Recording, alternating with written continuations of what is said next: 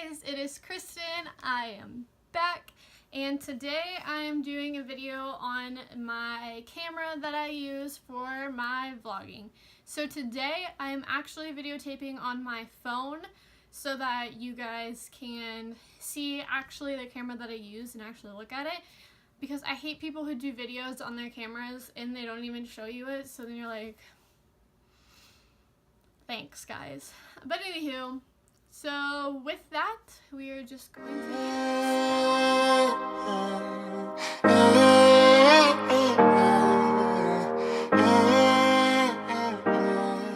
So guys, I have the Sony A5100 camera. I got it last summer. I bought it, I believe, for $730, I'm pretty sure. Yeah, so I also got a bundle with it though too, because I think just the camera is like $550, I think $600 maybe, I'm not quite sure.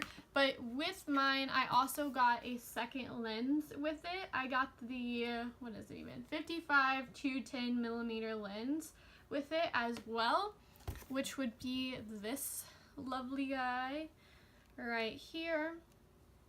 So the camera that I got, you are able, so this is actually the guy. This is my camera. This is lovely. It is super tiny, it is super thin, it is super, it's pretty lightweight, like pretty lightweight. And you are able to flip the lens up like this, the view, the screen, whatever you want to call it. So then whenever you're taking videos, you can see yourself, which is great.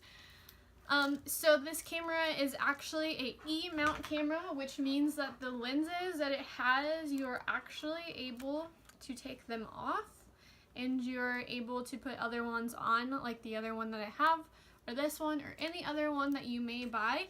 But you need to make sure that it is an E-mount lens, or that you have a adapter so that you put that on your camera and then the lens goes into that adapter and it works just as well as any other lens. And I'm pretty sure actually that I will show you one. I don't have one, but I think they have one in this pamphlet thing that they sent me. So whenever you get your camera, you get a bunch of papers in it like you do with anything electronic.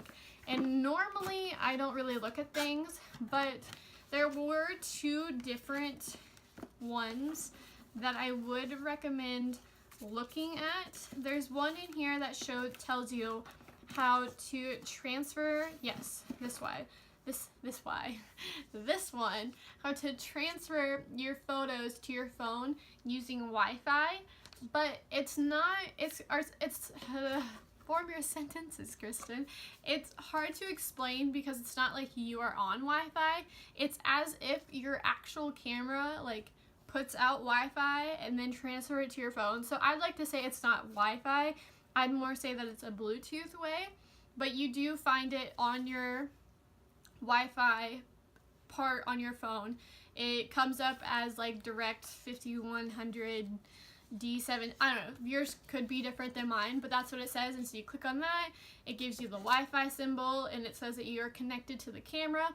And then you go to wireless on your camera, and you are, I'll just show you guys, of course. So whenever you go on your camera, you click the menu button, which is this one up here, if you guys can see it. You scroll over to wireless where it shows it, and it kind of looks like a Wi-Fi symbol in itself. You click on that. You are able to send to smartphone, send to computer, view on TV, one touch, airplane mode, blah blah blah. The only one I ever use is send to smartphone, which is the top one. So once you click on that, you can select the pictures on the device, or you can select them on your phone. I always choose them on my phone because you can slide through them, like, I don't know, I'd rather do that. And I normally select all anyways, so it's also easier to select all on your phone. So then you select on smartphone, and then it says Wi-Fi standing by, and then that is the Wi-Fi network that you would click on, and then you download an app on your phone. I think it's, I don't even remember what it's called. Play Memories, Sony Play Memories. And then you go to that app and then they just download right onto your phone, which is great. So also with that, you are able to do your pictures. You can also do your videos. You good? If you do your videos though, you have to make sure, which I didn't know this for, I'm not kidding, months. I could not figure out how to transfer my videos to my phone or to my computer without them being a really, really, really, really bad quality on my computer, and they wouldn't even transfer to my phone because they were too big of a file. But either way, this way or the other way, you still have to make sure that you have plenty of space on your phone. So whenever you want to transfer videos to your phone from that app, you have to change the file format that you're using. So normally, whenever you get your camera, it is on the top one, which is XAVC space S. That is the format of your videos. Dude. That is the format of your videos as soon as your camera gets taken out of the box and until you change it. As long as you switch it to MP4, then you're able to use the Wi-Fi again and transfer those videos to your phone, as long as they're not too big. So I like to stay around the 5-minute range. If you stay around the 5-minute range and you have plenty of storage on your phone, they will transfer to your phone. And then I have my phone set up to go on iCloud to my computer, so then it just transfers right onto my computer, and then I can get on my computer and start editing away. So I feel like that is a very, very helpful tip that you guys should know, because like I said, I didn't even find that information from who knows how long. So I'm glad that I'm able to help you guys with that. What else is on the camera itself? Oh, also, we will do this. I will show you. You're going to see my lovely face. So you can actually take pictures. Oop, hold on.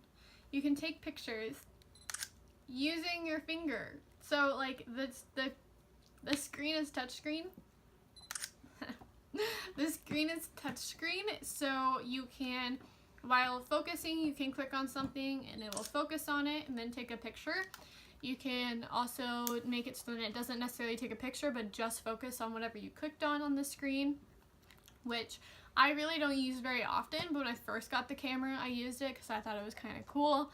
But it still is kind of cool that you have a touch screen camera that is so tiny and whatnot. I normally just use my camera in portrait mode with manual focus, because I would rather focus on whatever subject I'm taking a picture of rather than it being autofocus. Though the autofocus on here is amazing when taking videos, you can put on Face Finder. And also, while taking videos, and I'm pretty sure in portrait mode, they have a smooth face quality on there that you can choose. You can choose low, medium, and high, and it just like smooths out your face, makes you look like your makeup's going really good. So that is nice. They literally did everything on this camera that you could possibly need for a vlogging camera. I'm not sure if I already said this, but this camera does overheat. It does overheat actually quite often. It will start blinking at you. It just puts like a little thing up in the corner that is like the overheat symbol. It's just yellow and has like a thermometer on it, and that's the fact that it is overheating. And you have about roughly 2 minutes from that point on before it will shut off and say it needs to cool down. But the only time I've ever had that happen is whenever I am videotaping. So that normally happens within the like 12 to 15 minute range of my videos. But like I said, I keep my videos normally in 5-minute snippets. So that's why normally on my videos it like cuts out real quick and then right back in. And like I normally don't even say anything because it's just such a habit and it looks fine and whatnot like that. So if you want to transfer them to your phone anyways, you never really get up to that point, because I normally take a break anyways whenever I So I normally take it, I stop at my 5-minute, transfer it to my phone, and then delete it because I just have so much on this memory card that I'm just too lazy to transfer my phone. So once I transfer those videos, I transfer it to my phone and then delete the videos. So like I said, it's not a huge deal to me, but if you're someone who wants to vlog for a solid 15, 20 minutes, 30 minutes at a time, like I don't really know what to tell you about the camera. Like, I wouldn't get this camera, I guess I should say. But I've heard that other vlogging cameras do the same thing, because they are so small and so compact that they aren't necessarily built to continuously be autofocusing, to continuously be running, to continuously like changing the lighting whenever you go from a super bright room to a super dark room. Like, it's just constantly going, and since they're so tiny, they're not like prepared for that. And when I say that, so they have the Sony A5100, I'm pretty sure they have the Sony 5000, and they have like the Sony 6100, and I think there's another one in between mine and the 6100. I think it's 55 maybe, I'm not sure. So I got mine at Best Buy. There was the Sony 6100, 6200, whatever it is, 6000, I really don't know what it is. Up there's the middle one, and then there's mine, and there's one that is older than mine, that is just the 5000. So with that, this one, and the one below mine is the only one that has a screen that goes up. The middle one might have but the 6000 or whatever it is, the screen only goes up like partially. It goes like up about that way, and I'm pretty sure it goes down too, just about the same angle, facing down. So if you have your camera above your head, you can still see everything on the screen. And with knowing that I wanted to use this camera with vlogging, and knowing that they made cameras now with a screen that goes all of the way up, knowing that that camera technically was better and is bigger, and it was bigger, like not much bigger, it was still like a tiny one that you could shove in your purse, but it was definitely bigger than this one. I was like, I would rather just stick with this one, and I can also see myself whenever I am videoing. If I would have gone for just a photography camera, I probably would have gone with that one, or some other Sony that is specifically for taking photos and such like that, rather than a compact videoing camera, if that makes sense. So, there is a flash on here, which is kind of neat. Maybe, now that I have it, hold on. Oh, I need to change the setting that I'm on. My bad. And I have big nails, and I just can't. Okay, so there's a little flash button right there. Please don't be on my face because I look dumb. So there's a little flash button, and then the flash comes up, and you're able to actually like move the flash around and like point it down a little bit if you don't need it down. Normally you point it back, you don't point it down, but I'm just saying like you can point it down.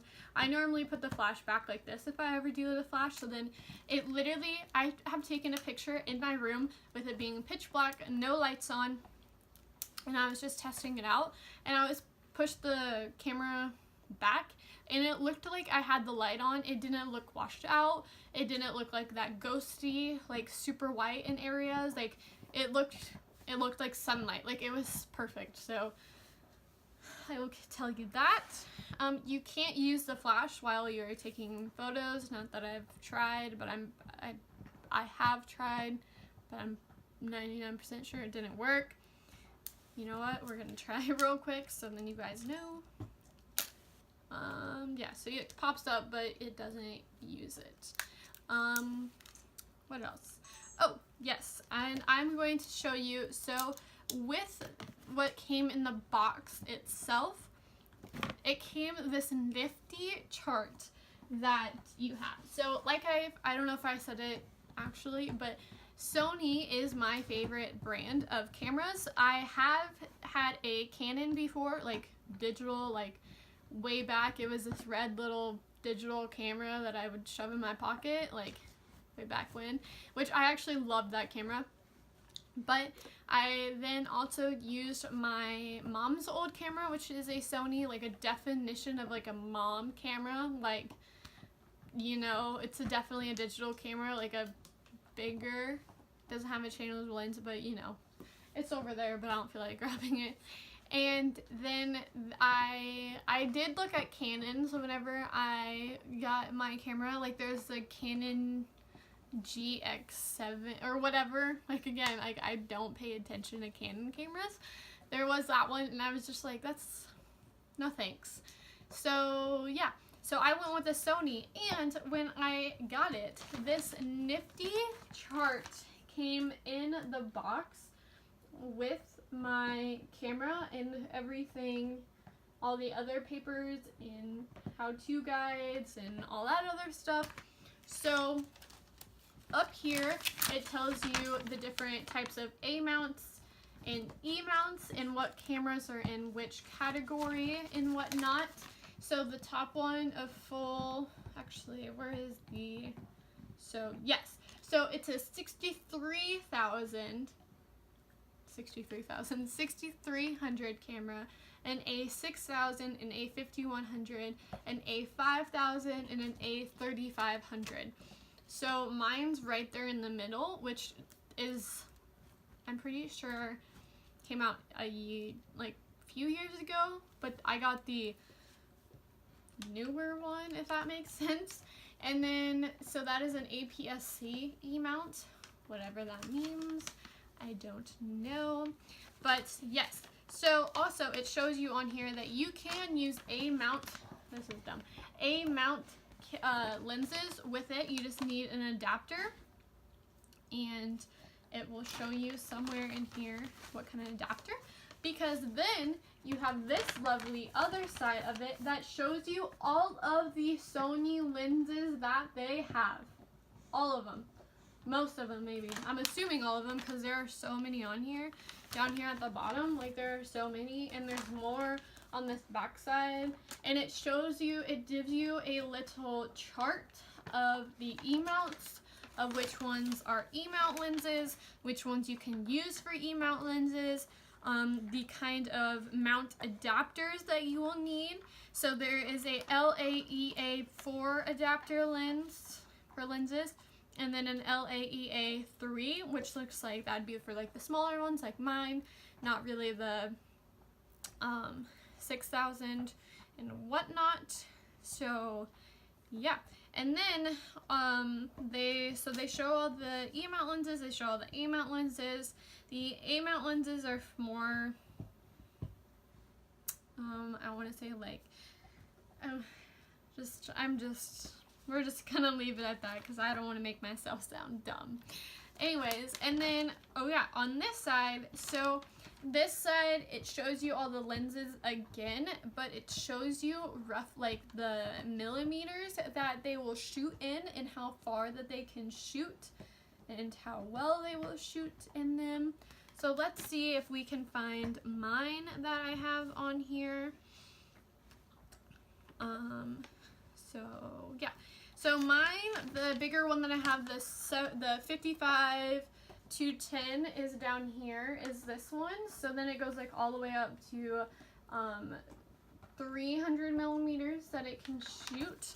And then the other lens that I have, which is the, oh goodness, I always forget, the 1650 is the other lens that I have, but I can't seem to find it. Oh, so it's down here, and then it shoots up to, of course, the 50 millimeters, but it's from here, and it goes to there, and it just shows you what range it goes from to, like, the zoom in length, and everything like that. Oh, again, up here it shows you example pictures of what kind of lenses would be best for what you were wanting. So if you want a portrait, if you do animals, if you're doing travel things, if you are doing like macro, as in like plants or bugs or things like that, of what kind of lenses that you want. And actually the lens that I'm getting actually isn't on this list, I don't think. I think it might be the 85 f1.4, maybe, but I'm not sure. I watched a review on it and I was like, I need that lens. But I think that is on. I think that is all I have to say. Oh, I will show you that how much this actually zooms out, and it tells you it's at 210 millimeters down to the 55. I don't think I have anything else to say about my camera. If you have any more questions, if you would want me to make a part 2 of actually going through my menu screen on my camera of all the different things that I have figured out, my tips and tricks of my camera, which I really don't mess with mine that much, because like I said, I just mainly use it for videos anymore. And whenever I do take portraits, I again just have it in portrait mode and then have it on manual focus, so then I focus it, in which I use this lens. I would not recommend the other lens. I would not recommend the 1650 for portraits.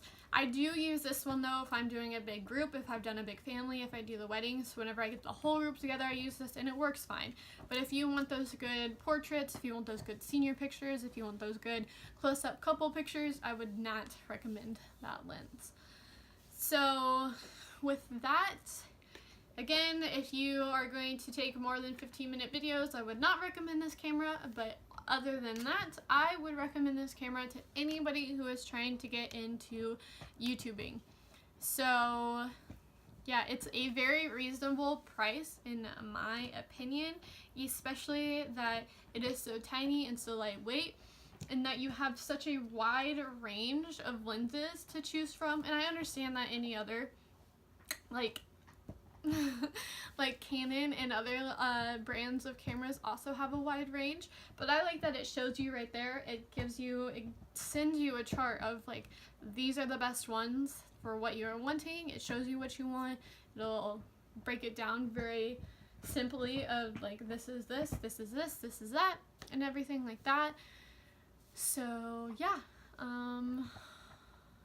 with that, I think I'm going to be done. I hope that you learned something. I hope that you have decided, yes, I'm going to get this camera, or no, this isn't the camera for me, because I would much rather you watch this video and be like, dang, I hate that camera, like, why would she like it? Then you go out there and buy it and then get it and have it and be like, dang, I hate this camera, why did I buy it? You know?